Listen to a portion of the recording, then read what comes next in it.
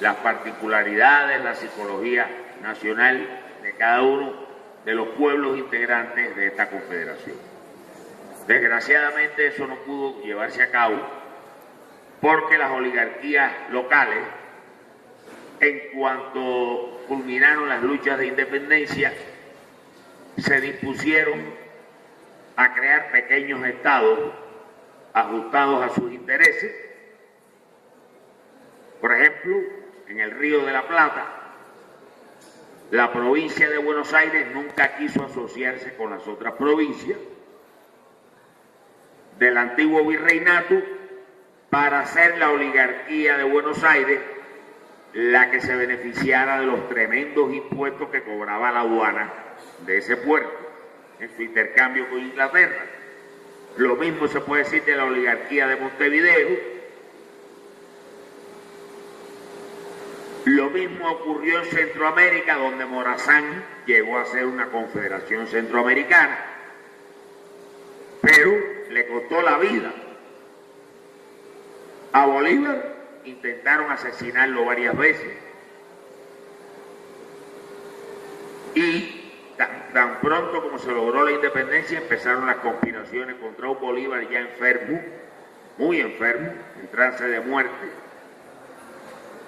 que además son muy amargas las reflexiones finales de Bolívar de los últimos 3, 4 años, viendo cómo se desmorona todo su sueño que él había tratado de concretar a través del Congreso de Panamá, que se llegó a celebrar, pero que por las intrigas del imperialismo británico, del imperialismo gringo y de las oligarquías de la época, muy destacadamente en representación de la oligarquía colombiana del general Santander, que le pagó a Bolívar su amistad, su lealtad, su generosidad, metiéndole un puñal por la espalda, quiero decir en términos figurados, lo traicionó. Se lamentó de que no hubiera sido asesinado cuando se produjo el atentado, que por cierto, quien se enfrentó a quienes vinieron a atentar contra Bolívar fue Manuelita Sáenz, espada en mano, porque Manuelita combatió en Ayacucho a lanza, que eso no lo hace cualquier hombre. Pero pues, fíjense que el mariscal Sucre, que es el único mariscal que había de las luchas de independencia de América Latina, porque Bolívar lo nombró mariscal por su extraordinario desempeño en la dirección de la batalla de Ayacucho, que es la que simboliza el fin de la independencia, de la lucha de independencia, de la primera independencia en el continente, 1824, y Sucre hizo a Manuelita Sáenz coronela después de la batalla de Ayacucho. Volviendo al ALBA, porque no se puede hablar del ALBA sin hablar de esto, porque este es el antecedente verdadero, como lo es también el pensamiento de Martí, que retoma el ideal bolivariano de unidad y le escribe en una carta que no terminó de escribir porque muere en combate. O sea, en el momento que estaba escribiendo la carta se produce un choque con una columna española, Martí sale al galope, prácticamente fue fusilado porque le dispararon una descarga de fusilería muy cerca, y en la carta que él le estaba escribiendo a su amigo michoacano, Manuel Mercado, nacido en La Piedad, y que era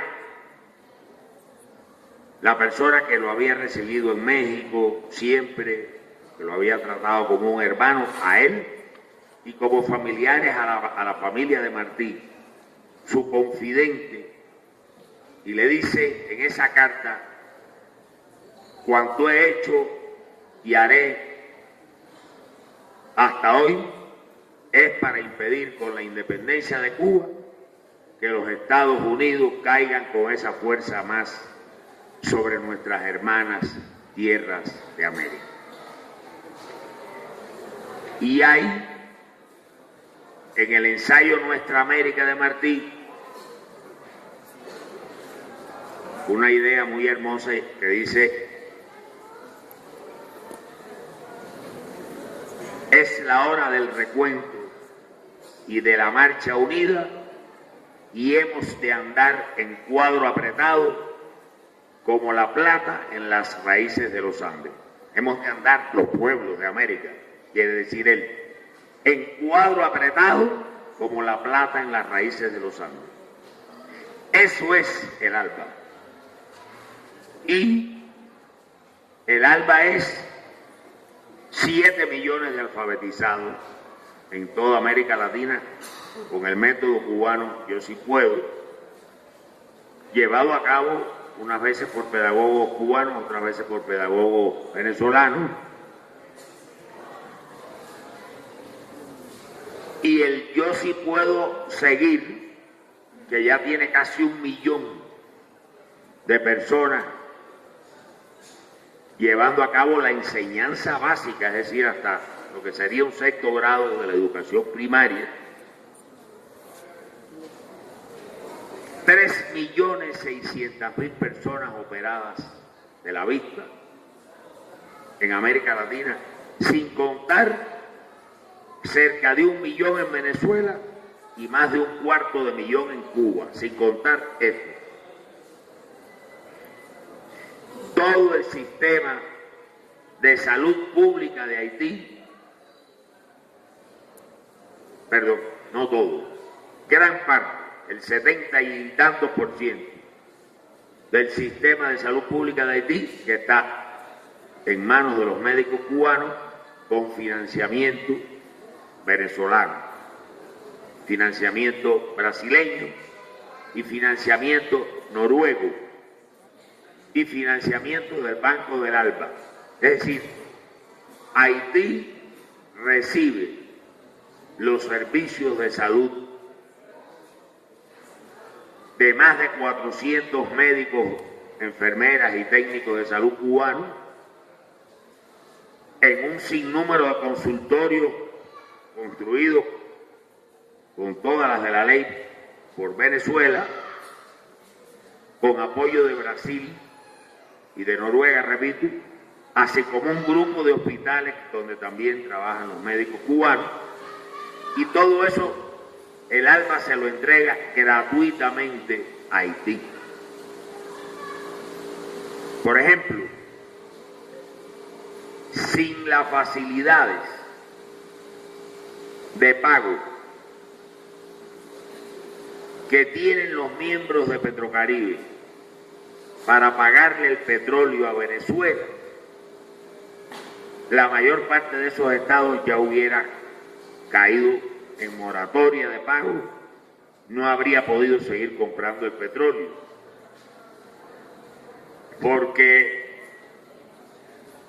en Petrocaribe, si el petróleo está a $50 el barril, el crédito es a 50 años. Si está a $60 el barril, el crédito es a 60 años. Si está a $100 el barril, el crédito es a 100 años, con un 1% de interés. Justamente Petrocaribe nace en un momento en que Jamaica estaba en una situación desesperada por los precios del petróleo. El primer ministro de Jamaica va a ver a Fidel Castro habla con Chávez y de ahí nace Petrocaribe. Es una asociación económica, una asociación cultural, porque tiene también proyectos culturales importantísimos, no solamente el Yo Sí Puedo, tiene también otros proyectos culturales, sobre bases totalmente de solidaridad. Es decir, no hay ganancia, no hay ningún afán de ganar dinero, Cuba a costa de Venezuela, Venezuela a costa de Cuba, Bolivia a costa de Venezuela. Y Por ejemplo, Bolivia recibe los médicos cubanos gratuitamente, mientras Venezuela los paga con petróleo. Bolivia, que es un país mucho más pobre, los recibe gratuitamente. Ecuador los recibe gratuitamente, que no tiene los recursos que tiene Venezuela. A Sudáfrica también se le cobra como se le cobra a Venezuela, porque es un país económicamente más fuerte. Y así, en la mayor parte de los países, los médicos cubanos van gratuitamente. Pero bueno, no en todos los casos van a través del ALBA. El ALBA es, en el caso de América Latina. El ALBA, además, en un momento dado, un país como Honduras, que ustedes se recuerdan que tuvo un golpe de Estado, y ese golpe de Estado fue porque había tenido la osadía de entrar al ALBA. Bueno, pues el gobierno actual, que es un gobierno de derecha, a pesar de ser un gobierno de derecha, se decidió por Petrocaribe seguir manteniéndole las condiciones ventajosas en el suministro de petróleo y todos los programas sociales que van acompañados del suministro de petróleo en Petrocaribe, que son de agricultura, de turismo, de toda una serie de cosas, porque el pueblo de Honduras, que es uno de los países más pobres del mundo, no tiene la culpa de que ese gobierno esté ahí. Igual que los médicos cubanos no se retiraron nunca y siguieron, inclusive después del golpe de Estado. Hubo un momento en que estuvieron, que si expulsaban a los cubanos, que si no los expulsaban, y Cuba le hizo llegar al gobierno dictatorial: nosotros, mientras ustedes nos dejen trabajar, vamos a seguir aquí. Y ahí siguieron. Esa es la política que se sigue.